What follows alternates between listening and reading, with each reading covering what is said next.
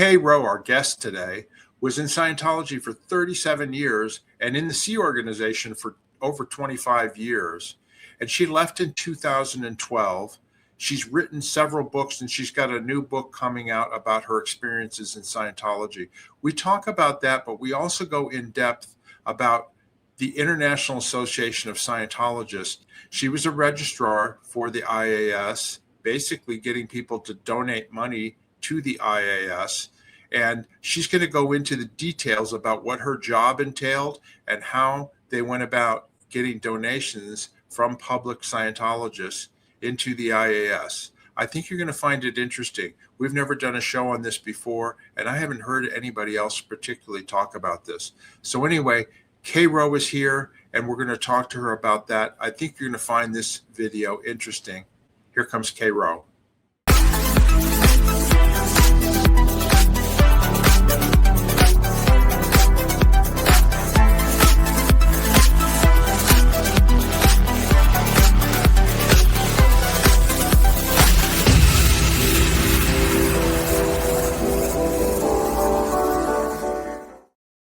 Hello again, everyone. This is Mark Fisher with Scientology Peeling the Onion, and I am here with my co-host, Janis Gillham Grady, and our guest, which she's going to introduce.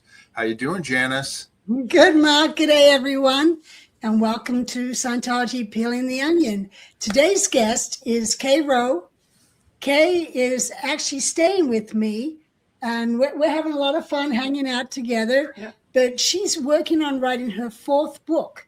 She's already written 3. This one is Belonging, My Transformation to a Cult-Free Life. And good God, what a mess.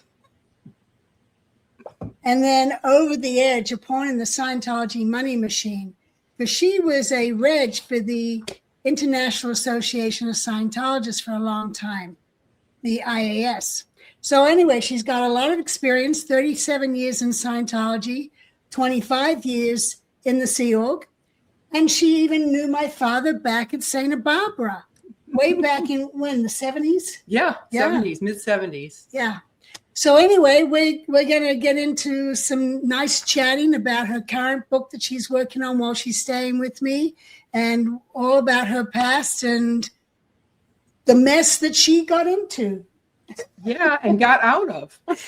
Because bad choices make good stories. Welcome, Kay. How you doing? Doing good, Mark. We're happy to have you on. This is your new book that's coming out, right? Scientology Unpacked. And why don't you tell everybody a little bit about what, brief summary of where that book is and where they can get it, et cetera. And then we're going to go ahead and tell some stories. It's going to be probably a month or two before it actually goes live. I'm in the middle of composing it right now. But it's basically Scientology Unpacked, the good, the bad, and the world beyond it. Because I had to acknowledge the fact that I wouldn't have stayed in it for 37 years if I hadn't gained something from it. So in all honesty, I wanted to share that, hey, I did gain something, but I want people to understand how somebody can be so easy manipulated in something that looks so good and stay in it for so long. And I just want to show the whole big picture, not just the bad, but how did this whole thing unravel, and how is it relevant to what's going on in the world today? That's a good point, because we talked a lot, and we know a lot of people that were in Scientology and are now former Scientologists, and they're all good people. They're all smart and intelligent.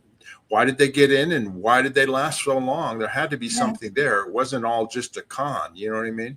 Yeah, there were always good times, that kind of help you there, and you enjoy it, and you're having wins, and you love the people you're around. Yeah.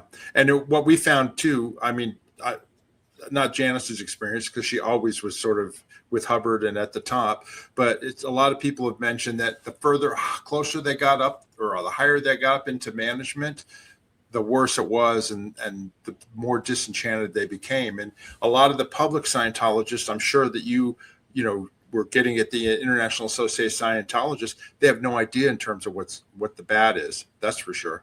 Oh yeah, they're completely oblivious to it because we got to put on the nice, friendly face and make it look like we're all healthy and happy when most of us are miserable.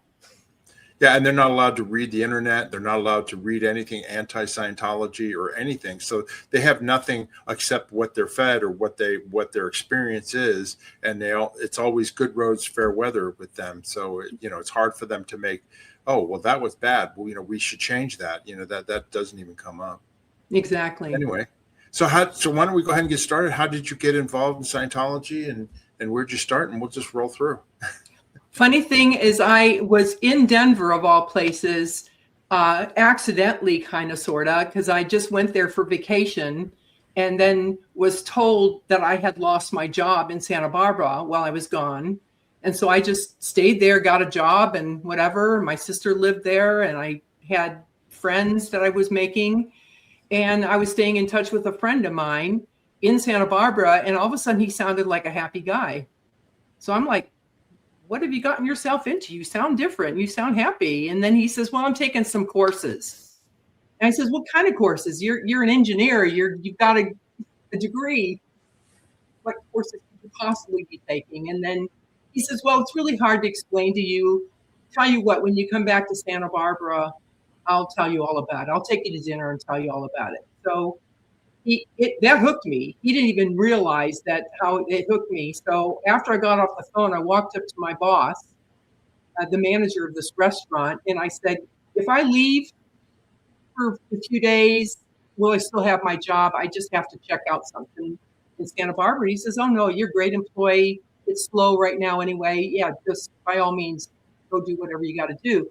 I put an ad on the radio in Denver, and in less than 24 hours, I had a ride all the way back to Santa Barbara. Oh, wow. Yeah. Safer than hitchhiking. When was this? What year was this? This is in September. It was in the fall of 1975. There you go. That's back in the 70s. You could get rides like that. You could hitchhike in those days. It was safe. Yeah. And it was like four of us, I think. We're our car basically ride sharing together. My first experience of going to Vegas, I'd never been to Vegas before. We dropped by some dingy little hotel or whatever that had a one-arm bandit in it. Never ever seen one of those before, and I just couldn't resist. I put a nickel in it.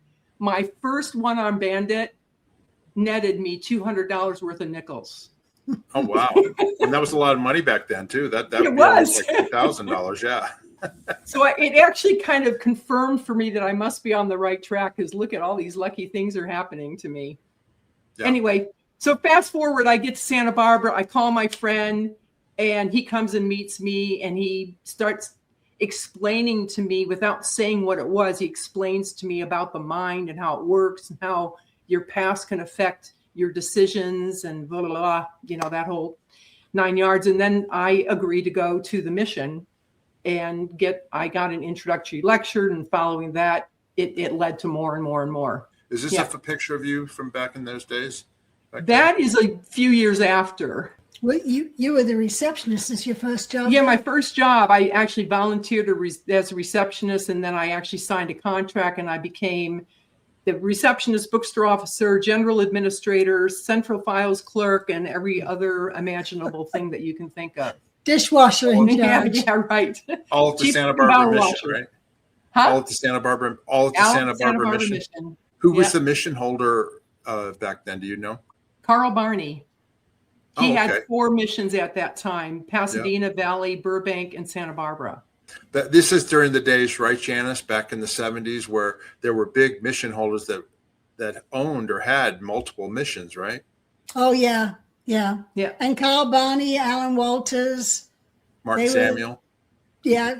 And I think Carl even at one point had one in Vegas at one point, I thought, if I'm not mistaken. I know Alan and Virginia Kepler had the Vegas mission. Okay. Yeah. I don't know about Carl. Okay. And then how'd you get to the Sea Org, or what happened? Oh boy. Long story short, there was an upheaval when it became an org, or was becoming an org, and we ended up having a team of people sent off to do the OECFEBC, And then I ultimately ended up becoming the ED. And just for our viewers, org is short for organization. Organization, It's larger organization as opposed to a mission. And then the FEBC is the Organization Executive Course and the Flag Executive Briefing Course. And they were basically advanced management training. Yeah, like virtually every single lecture on management and every single policy that Hubbard had ever written, those were what I studied. Yeah.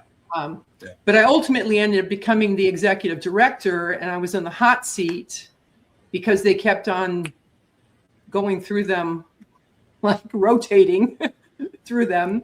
And it was a shocker to me that I got a call one day from the management, the finance office from the management center in Los Angeles, basically telling me that the money in our bank accounts was not our money,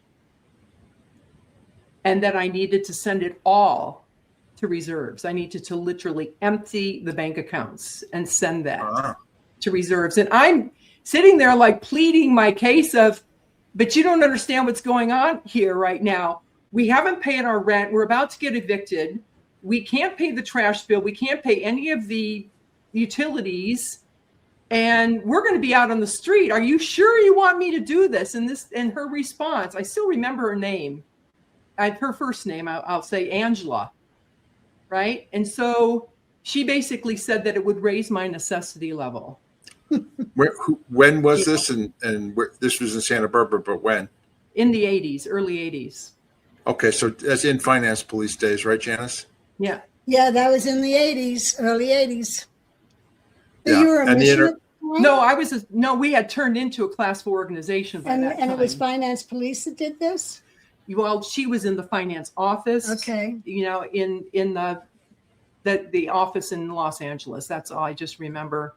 But she insisted on it, and I didn't have any choice. And she even told me that, so that's just the way it was. Yeah. And how'd the org survive? I ended up being able to get the money raised to fill the accounts back up and to not have them take that money too. And I was able to waylay the eviction. I actually talked to the landlord and basically said, look, I have enough right now where I could give it all to you and get everything caught up, but then we're going to have next month, we're going to have the same problem. Scientology, when David Miscavige was siphoning money, he was having the International Finance Police and management siphon money basically from all missions and organizations up to what was called Sea Org reserves at the time. Yep. And they were just building this huge war chest for Scientology. And then some of it went to Hubbard, because he was getting his royalties on books and this and that. And they were basically trying to get the all clear on the legal front during those days. And so Miscavige, he was sending these glowing reports going like, look at all this money that's coming into Sea Org reserves to Hubbard. And Hubbard thought, oh, this is fantastic, because he was in hiding in Creston until he died. But anyway, I just wanted to give a little background. And that predated the International Association of Scientologists, which we'll go into. This was like the main source of money for Sea Org reserves was money from the organizations based on the services that they sold to the public. That I had no idea that was what was behind it, but I was able to negotiate basically with the landlord and keep everything going. I mean, it was crazy, the pressure and everything, but fortunately I had some good people in my mission that worked with me to save the day. How large was your mission back then? Or not your mission, your org? Did you have a lot of staff, or was it? No, I mean, we actually, before we became, we upgraded to becoming an organization and we were no longer a mission. We probably had about 30 staff. Like, we were actually doing pretty dang good. I was telling Janis that when her dad would come to do an event, sometimes we'd have like 100 people would show up for an event. And we had a very loyal public and staff. We were very tight knit, and we never did. what we ended up having to do is what's called body routing, where you'd be outside and you'd be like escorting people into the building. We never did that. We had mailings and we had events, and people, it was word of mouth that got us, really going. And we had a happy place and it was great. And then as soon as the whole thing got ripped apart, and it just destroyed it. It destroyed us. And we lost staff left, right, and center. We were all given the option of like ending our contract and not being penalized for it. And a whole bunch of people just went, fine, I'm out of here. Yeah. Did they close down the org, or was it the organization? Or no? No, it never closed down. Were you around then when the Advanced Ability Center with David Mayo was in Santa Barbara? Was that going on at the same time that you were there? Yes. Yes, it was. I'm pretty sure I was the executive director at the time that was happening. No, I was going to say, Jan, I was just thinking that the Advanced Ability Center, they were just going after existing Scientology wealthy. Yeah, they weren't going after new people. They weren't going after new people like you guys were. They weren't body routing and doing things like that. No. Believe me, I had plenty of meeting with the ones that were leaving, and they wanted to empty out their accounts and buy books and meters and stuff off their account. Yeah. So did you join the Sea Org after Santa Barbara, or what did you do? I did. It was kind of a weird thing. What happened is they had sent a couple missionaires to basically take control of the mission. And I didn't get along so well with them. So they like booted me out. Of the org. And you were the ED that they booted out? I don't know if I was still the ED at that time. I might have switched over. I can't remember. It was either me or another person that we kept flipping back and forth. When they got dissatisfied with me, they put Lisa back on. When they didn't like her anymore, they put me on. Okay. So we just kind of rotated around. Musical chairs. Next thing you know, this mission arrives, and I was allegedly being sent away for another internship, for my management training.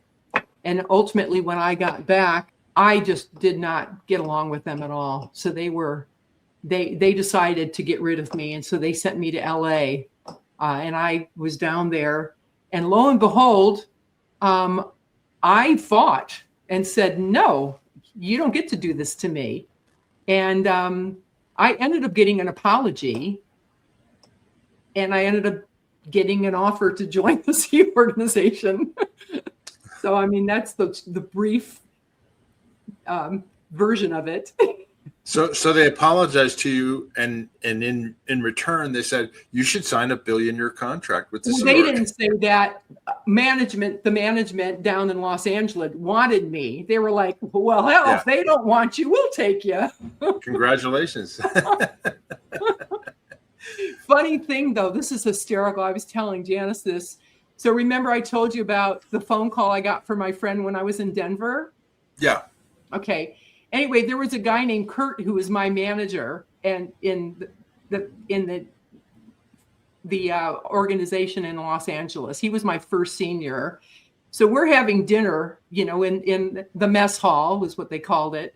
And he just starts talking to me and says, hey, so you lived in Denver, and where did you work in Denver? And so I told him, and he looks at me and he goes, did you have a guy named Mike as your manager? And I says, yeah, I did. And he said, Mike Hahn? I went, yeah, that's exactly what his name is. And he looks at me and goes, that was my brother. Oh, I thought you were going to say Mike Goldstein. No, Mike Hahn. Mike Goldstein was in Denver. Yeah, he was in Denver for years. Yeah. Anyway. So where did you do when you got in the Sea Org? What did they have you do? What org were you in? The initial thing I did, because I was already management trained, is they put me in charge of, I think I had 11 class 4 organizations that I was in charge of managing. So you were in the Flag Bureau? You were in the Flag Bureau? Yeah. No, I was in the West US. The West US. Relay Who was the CO West US at the time? Cal Cole, I think. It was Cal Cole. Yeah. And were they located in Cedars, or were the blue? Yeah, they were in Cedars. Yeah, they were right on the corner of L. Ron Hubbard Way and Fountain.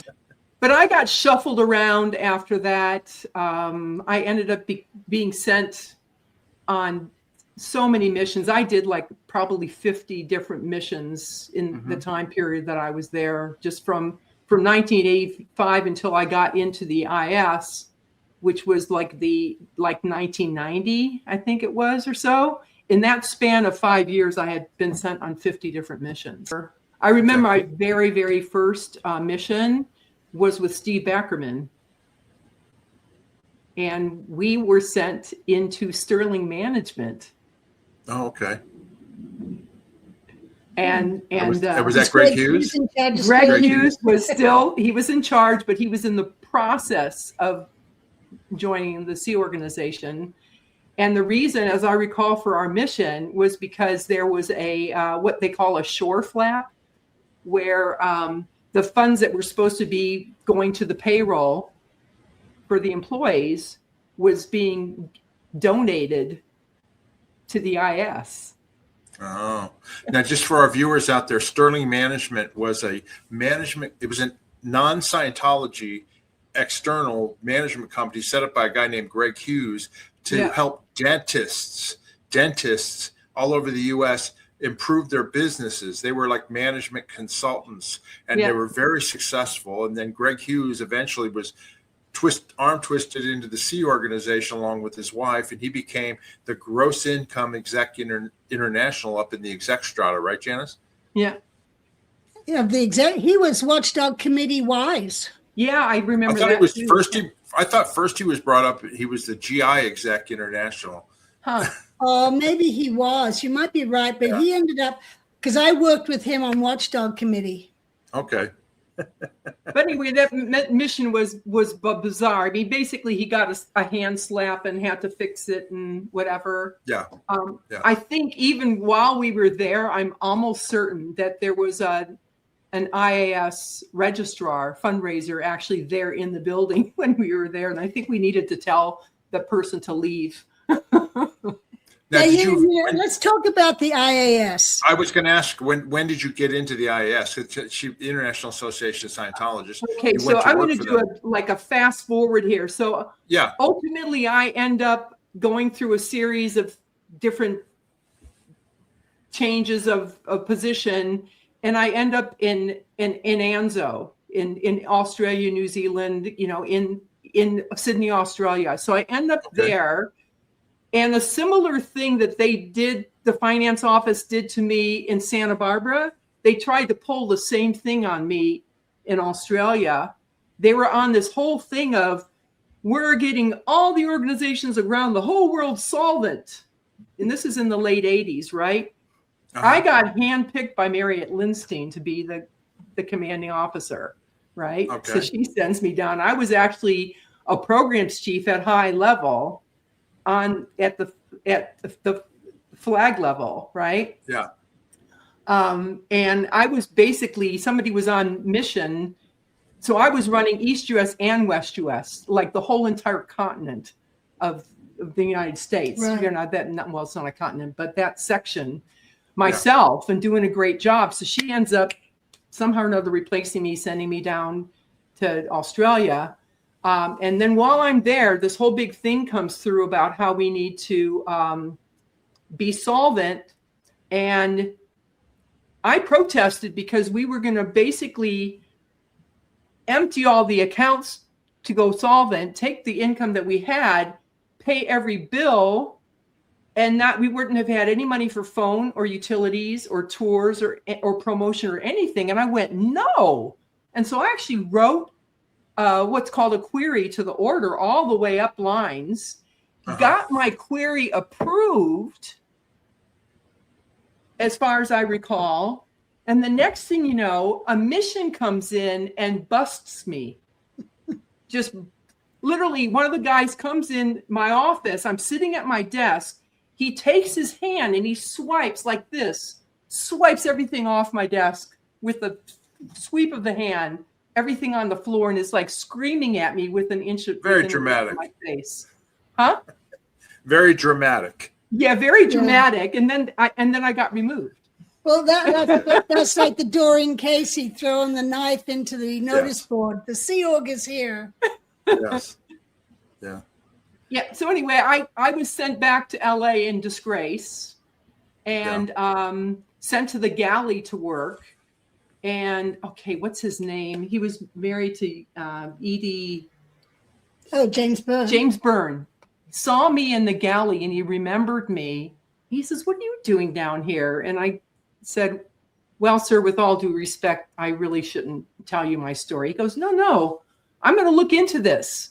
So he looks into it and he gets me removed and he gets me an executive position in the International Training Org. And anyway, from there, ultimately, I ended up being traded with somebody else that they wanted to turn me into a supervisor, and I didn't want to be a supervisor. And some other gal was no longer qualified to be in the IS, and so they swapped us, and that's how I ended up in the IS. Well, let me just do a quick, brief background on the IAS, the International Association of Scientologists. This is their logo.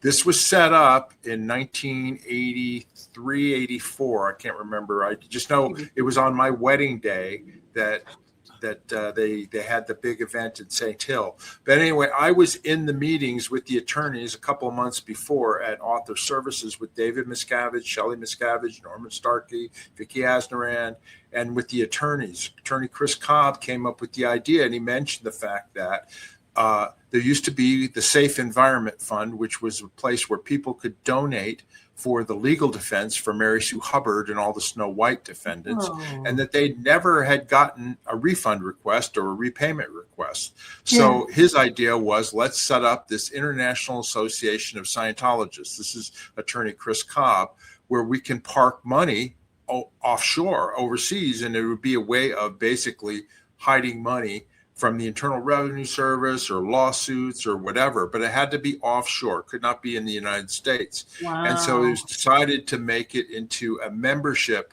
organization. And this is like, you would pay, I think lifetime membership was like $500 then or something. And like just to be an annual member was like $100. And you got this like a credit card with your name and your IAS number on it. And basically you had to have one of those in order to get services in Scientology. And then Sea Org members were given a lifetime membership automatically and stuff. And then they put out a magazine called Impact, where they basically published their good works and what they were doing and that sort of thing. And then, of course, as Janis is about to mention, the Free Winds was bought because of the IAS, right, Janis? Yeah, because they need to keep the money offshore. So what a better place to do it is IAS was on a ship and not in America. Right. So there's and no that was the original purpose of the Free Winds, not delivering OT8. Am I right, Janis? Right. Originally, the Flag Service Org was supposed to deliver OT8. And Paul got in trouble for this because the OT8 was taken away from the Flag Service Org and their stats crashed and there was a mission fired in. That's where Paul reports up. Well, David Miscavige is the who of this because he took OT8 away from the Flag Service Org and gave it to the ship. Wow. Yep. And then shortly thereafter, they came up with these, after Hubbard died. This was after Hubbard died. They came up with this whole thing of the different statuses of a patron and a this and a that, and where you would donate money and you would get these different statuses. And it was basically turned Scientology into a donations organization, not a delivery of Scientology technology. And that's basically, between that and real estate investment, that's what Scientology is today. So this was the beginnings of that. You got transferred into the IAS, right? Yeah. And what was your position there? What did you have to do there? I was a fundraiser. Okay. So you raised donations. I just raised donations. So and explain to us, what did you have to do? Go ahead, Janis. I'm sorry. Well, people could have used the money they donated to the IAS to buy services and move up the bridge. No, they weren't They weren't allowed to do that. It was completely separate accounts. No, I know, but if you didn't have money to go up the bridge and you got rich and you had a little money, you're paying as a donation rather than paying to go up the bridge. Yeah. So it was so messed up. Hey, explain to people what you had to do as a registrar for the IAS. What were the basic duties? Basic duties were I would set up events like all over the U.S. And because our office, the West U.S. office, was so big, and there weren't other offices already established in a lot of the other continents at that time, I would go to Canada. I would go to the East U.S. I'd do West U.S. I think at one point they were even thinking of sending me to Australia to do events there. I mean, it was crazy, the amount of travel that I did. And I'd have to put an event together at the drop of a hat. Somehow or another, I'd get to the airport just as the flight was just about ready to leave, and they'd wait. What would they do with these events? What we would do is, normally we would have a celebrity, or somebody that people would really be attracted to come to. So that would be plugged. I would be running the organizations, like, say, example, Seattle. I would be in advance. I'd be on the phone with them saying, hey, start calling your public, Michael Roberts or Jeff Pomerantz or some, big known person's going to be coming to town and it's going to be the guest speaker, and they'd allegedly get going, but they really wouldn't get going until I'd arrive. And I usually would have maybe 48 hours before the event to pack the place. Okay. And while I was there, I was also required to get my study time in and to raise X amount of dollars on my own without the event. So, but what do they do at the event? What give a picture for our people? What did they do? Would they talk about Scientology? I mean, they would talk about the purpose of the IS, the International Association of Scientologists, and why it's so important, and the different projects that we are funding at the time. And the guest speaker would, flatter them and whatever. And then the next thing you know, it would be like an auction almost, okay, do I hear $500? Who's going to do 500? And it just go like that. We'd have a goal that was set for how much needed to be raised. And people would stay. Some of them would leave, but some would stay until the very end. Go ahead, Janis. If Hubbard had a grave, I could see him spinning in it over this.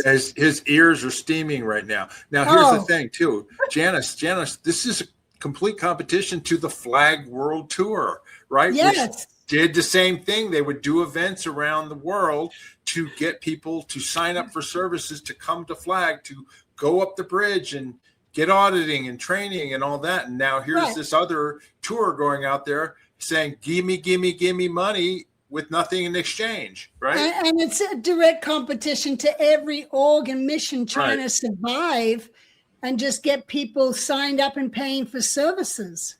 Yeah. I mean, it was crazy. I mean, and more often than not, we wouldn't make our event goal, and I wouldn't make my pre-event targets, and so I wouldn't be able to go to bed or even come back to Los Angeles until I made my quota. Wow. Who ran you on these tours, or who? I know Janet Light, right? Wasn't she in charge of the IAS? But she didn't run our tours. It was tours were run by whoever the in charge was of that particular office. So at the time when I first started, it was Ken Pirak, and his wife Mary was like his deputy. So she run it and he'd run it, and we had multiple events going on at the same time. Like every single fundraiser pretty much had an event that they were holding all on the same weekend. How much money could you raise in donations on average in an event? On average, it would all depend on the area. Some areas. Well, I know, but I mean, like, give me a low and a high. I mean, we're. Well, we were expected in the beginning to raise at least 20,000 in one event. I know my own individual quota that I had to make on a weekly basis that included my split from the event was 20,000, and then it ended up increasing to 30,000. Speaking of split, did you get a commission on all the money you regged? Nope. A regular reg would get a commission on Right. what they regged, but as an IAS reg, you didn't get anything. But I heard that Miscavige got like 5 or 10% of all donated money for any event that he spoke at, and the money that came in from him speaking. Well, and also Jeff Pomerantz and Michael Roberts. That's how they made their money. Right? No, the celebrities, or other, they called them field disseminators, that would come. They would get, I think, a 10% commission. Okay. But it actually became a contentious thing with the organizations that we went to, because they wanted the commission. They were the ones that got the people there. Right. And so it was their people. So then they would end up having, if I brought in a guest speaker like Michael Roberts or Howard Becker or Jeff or whoever, they would split it with the staff. But the rules changed along the way. And then at first it was being given to the individual staff members that actually worked on the event. And then eventually it changed to whatever that split was, it went into the staff payroll. And then it was divvied out that way. But we as fundraisers did get bonuses. If the office made its quota for the week, and if you made your individual quota, then there would be bonuses. Now I would imagine, and this is not being critical of you as a reg for the IAS, but like the Flag Service Org registrars and the org registrars and all that, they always made more money than the rest of the staff because they did get bonuses or commissions. So I would imagine you made more money than the average person working in the IAS or in Sea Org, right? Yes. Yeah, exactly. I mean, and I had no didn't problem with because that. I Same wasn't thing, all. booksellers did the same thing. So you had to make your quota in order to get a bonus. I see. Yeah. I see. So other people got paid a lot better than I did. They considered me soft sell. So I ended up becoming the person that would hand my leads over to somebody that had more guts to Close. Like a closer. You'd be the setup person, and then the other person was the closer. And they'd take your commission. Yeah, well, maybe they'd give me a little, treat for. Well, I was going to ask, would any of those Michael Roberts, Jeff Pomerantz celebrities, would they ever dispute the fact that, hey, I didn't get what I was supposed to get, and things like that? Was there any disputes to that? I don't think so, but I do know that eventually the field disseminators were making so much money that they put a cap on how much commissions they could get in the year. One of them in particular was making $250,000 a year. Who was that? Howard Becker, as I recall. Yeah, I remember Howard Becker. I knew him before he ever got involved in the Sea Org. Yeah. He was a sales guy, him and his brother Jack. Now, let me ask you this, okay? So basically, but you also would be in competition with yours, like we said, Janis pointed out earlier, where, here's Joe Public. Is he going to give that $10,000 to the org so he could buy training and services, or was he going to donate it to the IAS? So was there ever any conflict between you guys are taking the money from our public that we need to deliver to, or anything like that with the org staff? There was. It was more of an unspoken. It would show up in basically the lack of cooperation of actually getting people to the event. You mean unexpressed resentment? Yeah, we call it unexpressed resentment. However, there was another factor altogether that slipped in there that a lot of people I wasn't aware of until my later days. But we would be given like pitches of what we could say at the events, before we would, go. And we had to be very, very careful to not highlight David Miscavige, because we didn't want anybody to think that he was benefiting from it. So we were like admonished if we said, do this to support our chairman of the board, or, however, you might word it to make it look like he was benefiting. Nobody said he wasn't benefiting or said he was, but it was just kind of weird to be like, he's the chairman of the board. Why shouldn't we say his name? Well, maybe you would have made more money if you'd promoted that he used the money to go snorkeling and boat rides and other different luxury. Yeah, the IAS paid for these things for him. Yes. Whenever he came and did events, everything was paid for him, including his off time and, gifts and flying on private jets and all that stuff. That was all paid for by the IAS. He never ever did an event with me. I mean, I never ever saw him do an event. But the other thing is we were very cautiously grilled on this whole thing of you can't promise that the money is going to go towards a certain project. We were able to talk about the projects. Let's say that there was a project for Narconon that going on, or the Way to Happiness, or Criminon, or whatever these different little subsidiaries or whatever you want to call them are. We had to be very cautious to not come out and say that the money was going to go to them. However, privately, we would be told that a grant was approved for this, that, and the other thing. And then this very strange thing happened. We actually were informed that if anybody we talked to complained about not getting their funds, like let's say, for instance, I was talking to somebody that actually worked for the Citizens Commission for Human Rights or the Way to Happiness, whatever, and they made a comment on a phone call or in person that I'm trying to raise funds for the IS, and if they comment and say, but we were supposed to get this grant and we hardly got anything, or we didn't get anything at all, we had to report them. Yeah. Well, and it's what, so I mean, why they would say don't promise anything as to where the money's going to go, so they could put it anywhere they want. Exactly. For Miscavige's, scuba diving trips. You know what I mean? It's just, it's a slush fund is all it was. And it was overseas and stuff, particularly after they got tax exempt status, because then they didn't have to worry about the IRS. Yeah, that's right. Were you around still then when they were using credit cards and things like that in the orgs and stuff? Was that also? Oh yeah. I ended up eventually not being an IS fundraiser anymore and became planetary dissemination rep. There were just instances where you couldn't tell, what are we raising the funds for? And they would collide with each other and whatever. And next thing you know, when I was in the American St. Hill Foundation in Los Angeles, everybody had a quota that they had to make, all the staff members.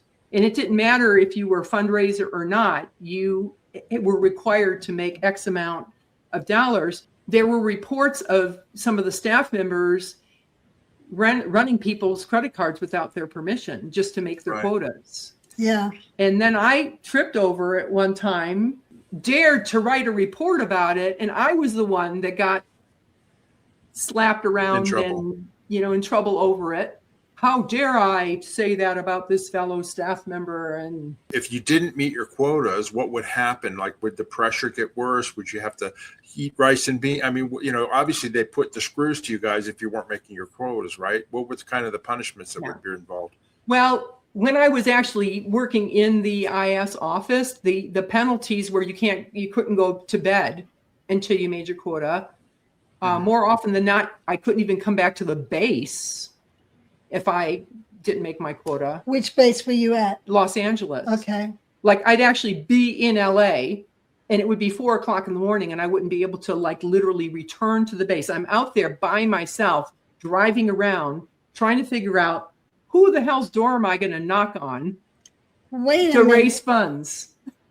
Wait a minute. You had a bed at the base and you were not allowed to come home until you made enough, you'd made your quota. Right. And so you would drive around because if you showed up, what would happen? They wouldn't let me in the door. They wouldn't let you in the door? Yeah. Security would be told, don't let Wow. Now, where did you have a separate office for the IS regis, in the orgs, or where were they? Yeah, it was it switched around a little bit. It used to be across the street in its own separate building, and then it got blended in with the base. And you're talking about in Big Blue at AOLA. Yeah, the Big Blue. So across Fountain or across L. Ron Hubbard Way? Across L. Ron Hubbard Way. You know, you started out with you were doing events with the orgs in Seattle, Portland, or whatever, right? But then eventually they reached Wales, people that were really super rich, like Trish Dugan here and her ex-husband Bob Dugan, right? Who have donated hundreds of millions of dollars to Scientology, right? So who would handle those people, and how was that? How did that get done? You know, I don't know, because I think a lot of those big whales, if you want to, call them as such, they were regged at Flag for the most part. Right, that would make sense. By the fundraisers at Flag. I don't really know of anybody of that caliber that was paying money to any of the fundraisers in West US. Yeah. But just so our viewers know, this is Trish Dugan, who Dugan or however you pronounce it, her husband, ex-husband, Bob Dugan, he's a billionaire because of he owned companies that develop cancer drugs. And anyway, just recently he lost hundreds of millions of dollars because the stock price went down on something. But basically, they've been donating money for a long time. And I think the reporting too was they set up one of their donations was some kind of stock interest or something for the IAS or Scientology. So that when the stock went up, they got more money into Scientology from that. So they kind of had a vested. This is what I've heard. I think Tony Ortega reported this, or Jeff Augustine. But anyway, so that's why Scientology has billions of dollars now. I mean, when we left, Janis, Sea Org Reserves was about $350 million, and L. Ron Hubbard's estate was like 250. So that's only 600 million, but they've got billions of dollars now, and it's all from the IAS donations from these wealthy individuals. And that, Scientology keeps getting smaller and smaller, but they get more and more money because of that, right? Yeah, that's the information I have. Yeah. How did you eventually leave, or what caused you to eventually leave the Sea organization and then eventually Scientology? What happened there? I had gotten sick for the umpteenth time and was allegedly or potentially contagious. So when you're sick, they put you in isolation. So it was right after the New Year's event in 2009, and I was just sicker than a dog, fever, everything. So I went straight to isolation. And while I'm in isolation, I decided, you know what? I'm going to wait until I'm good and ready to leave this room. I'm going to be fully rested. I'm going to have my head on straight. So because otherwise I'm going to just go through this squirrel cage again. I'm going to be out, get sick again, be back in ISO, and it's just going to go round and round and round. So I caught up on my sleep, and I woke up refreshed one morning, and all of a sudden it hit me. I'm a survivor. If I could survive 35 or 34 or so many years of this, I can survive in the real world. And here I am, I'm in my mid-50s. I had already had, in the space of a few years, 3 surgeries. And I was thinking, there's no way anybody's going to hire me out there. I am so broken. Yeah. And I was afraid of leaving. And then all of a sudden I went, no, I'm not going to put up with this anymore. So I decided to do It's Not You, It's Not You, It's Me. And I got what's called a fitness board. Right.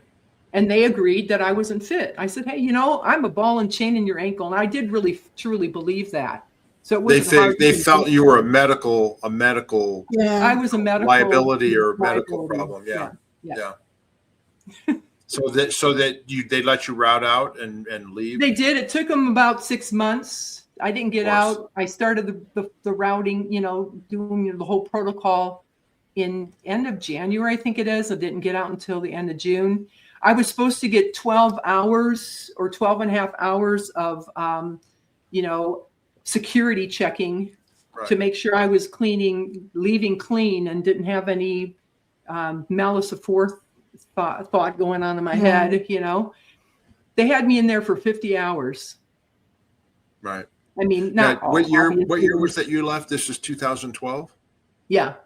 Yeah, 2012. Yeah. Okay. So then when you left, Huh? how did you, I know you probably covered this in some of your earlier books, but just briefly, what made you change your viewpoint in terms of Scientology and what was going on and that type of thing? You know, how long did it take you to peel your onion, as Janis and I like to say? It's a little odd, right? Because even though my experience, particularly in those later years where I was just being treated like I was a ball and chain on their ankle. I mean, because I was having all kinds of medical issues and they would just treat me like dirt. I thought, you know, I still believe in the technology. I definitely gained from it. I'm going to be a good, you know, Scientologist and carry on. In fact, I had to write up a program and get it approved to prove that I was going to be active and contributing after I left. I also was shown the Freedom Magazine rebuttal to the truth, the Truth Rundown, the St. Petersburg Times articles. Yeah. So I was warned, be careful who you talk to and who you associate with and who you connect with, because up to that point, I didn't even know what a laptop was or a smartphone. Oh, wow. Or the internet or Facebook, nothing, right? Now, I have a question. When you were in, you said you had these medical issues. Yeah. When you got out and got away from it all, did you still have those medical issues or did they mysteriously disappear? That's a very good question. I thought for sure I was going to be in so much pain. It was going to be like lingering. I no sooner walked out the door to get in the car, the person who came to pick me up, that I felt better. I was like, oh, this is amazing. It happened to me. I can breathe. I can walk. I'm not in pain. I can laugh. I can. Yeah. As you That's peel wild. the onion. So did you read any books or anything like that, or start to read, like that? you said, you read the internet? Did you start to read the internet? And did you read any books like Russell Miller's book or anything like that? I didn't right away. What happened was I was so warned not to, like, you know, connect with certain people and be aware and everything, that I just really watched myself. I was really careful about who I connected with. My 12-year-old niece set up my first Facebook account for me. and here I am, like, this is like virgin territory for me. I have no idea what I'm getting myself into. And she goes, oh, Aunt Kay, let's do this. Let's see what they're saying about you on the internet. And I'm like, you can find out what people are saying about me on the internet. Are you kidding? So she types in my name in the search bar, and this whole entire thread comes up on me on somebody's website. I think it was Marty Rathbun's site that he had. And there's this entire thread all about me that went on for at least a page, if not 2 pages. And this is of people talking about me. And they're saying, hey, I heard Kay Rowe's out. Does anybody know where she is? Oh, I really liked her. Where is she? Do you know why? And it's like going on and on, back and forth. And then somebody had said, I don't think it'll be long before she figures it out. And I'm like, and I'm like shushing it away, like, oh no, I'm not supposed to see that. But then I started noticing things a little here and a little there, and I kept on tripping over things that just didn't make sense. And the ultimate thing, fast forward, was I had done events with Wendy Honor before as an IS fundraiser, and Wendy Honor was a Freedom Medal Award winner from the IS. And I was doing a job in Texas with I think the vice president of the Celebrity Center International, her parents. Her dad was a dentist and her mom was the office manager.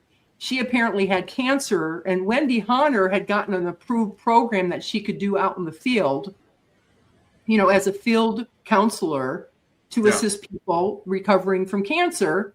And so Wendy apparently finds out from Kim, the wife, that I was there helping them with their office for a couple of weeks. And then next thing you know, Wendy's on the phone with me and says, oh my gosh, when you're done with that, I'd like to hire you to work for me and be my U.S. representative. I'm like, oh, that sounds so awesome. So I'm so excited because I'm going to be working with Wendy. So I tell a friend of mine who had been in the Sea Organization and had long since been out. He was dying of cancer. So I called him because I wanted him to introduce him to Wendy. So maybe, he could get some help. And then one day out of the blue, and this is right after I had been helping for months with the grand opening for the Denver organization, and saw some things that just didn't make sense to me.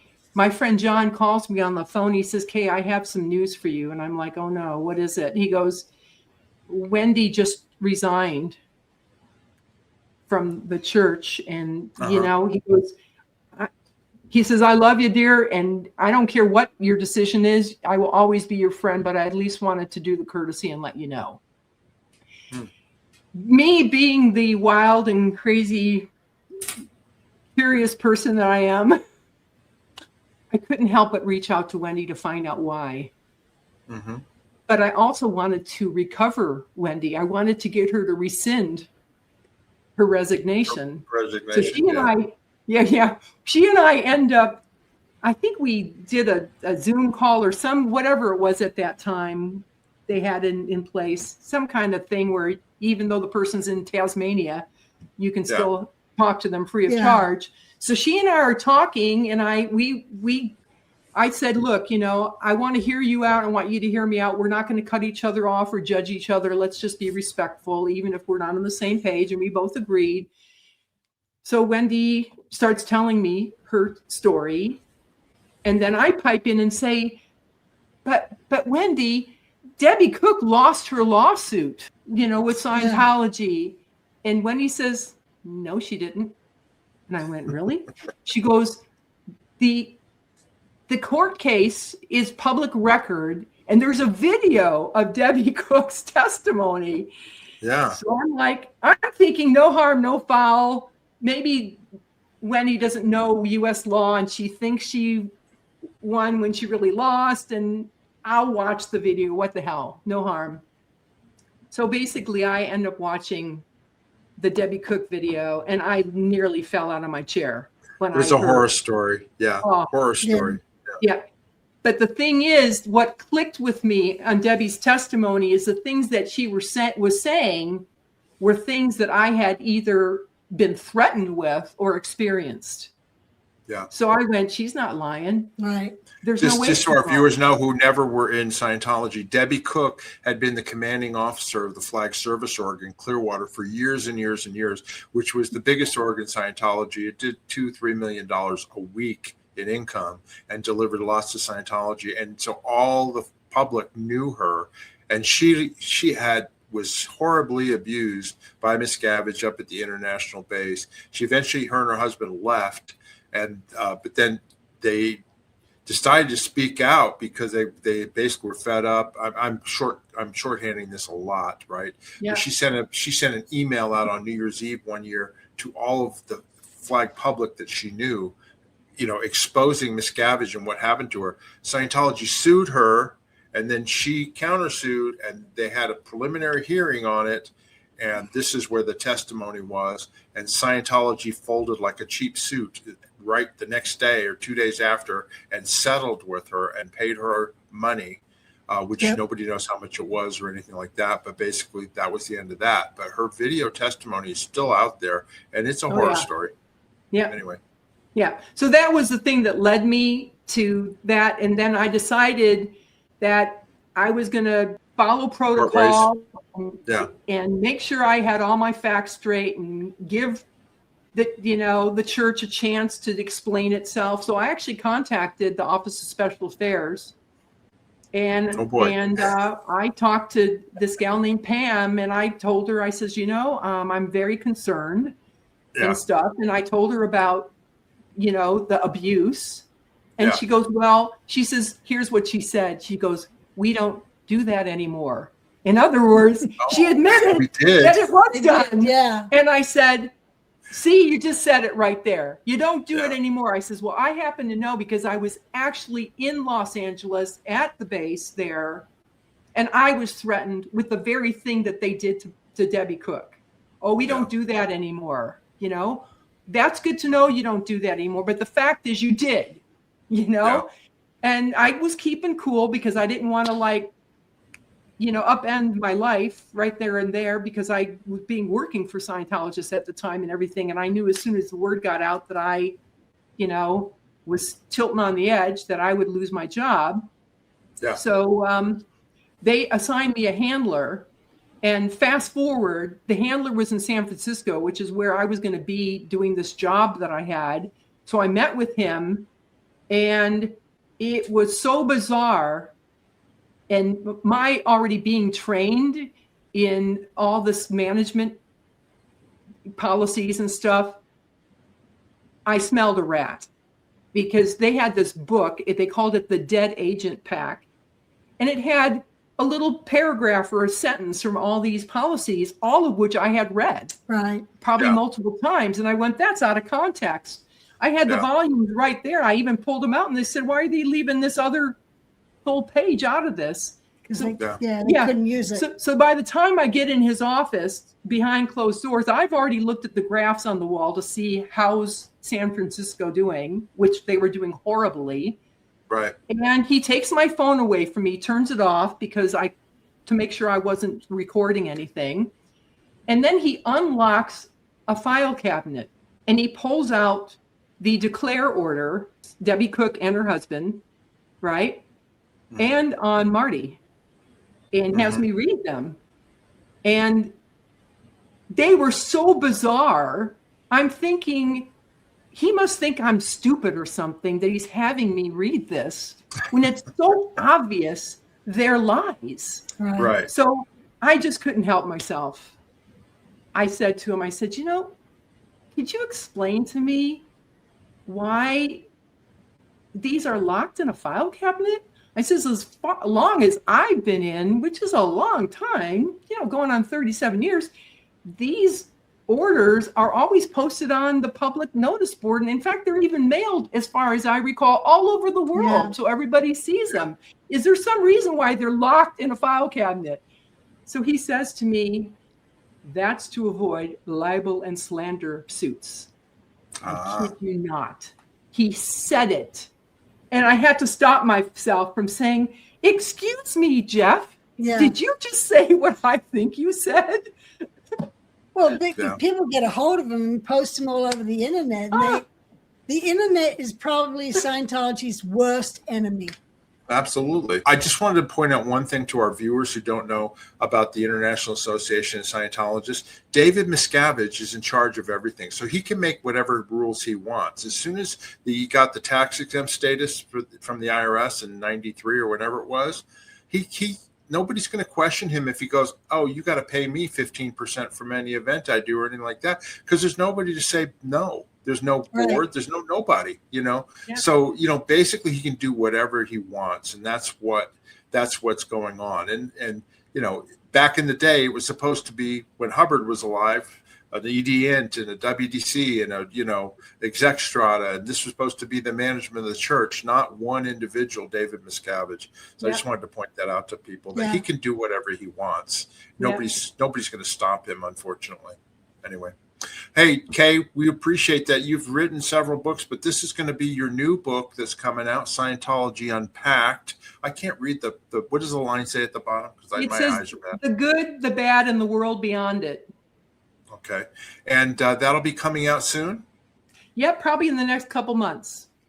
Okay, great. And then they can find your other books on Amazon, or where can they find your other books? Yes, definitely on Amazon. They can't find this one because I had it pulled. I think they can only get a used version of this because I pulled it.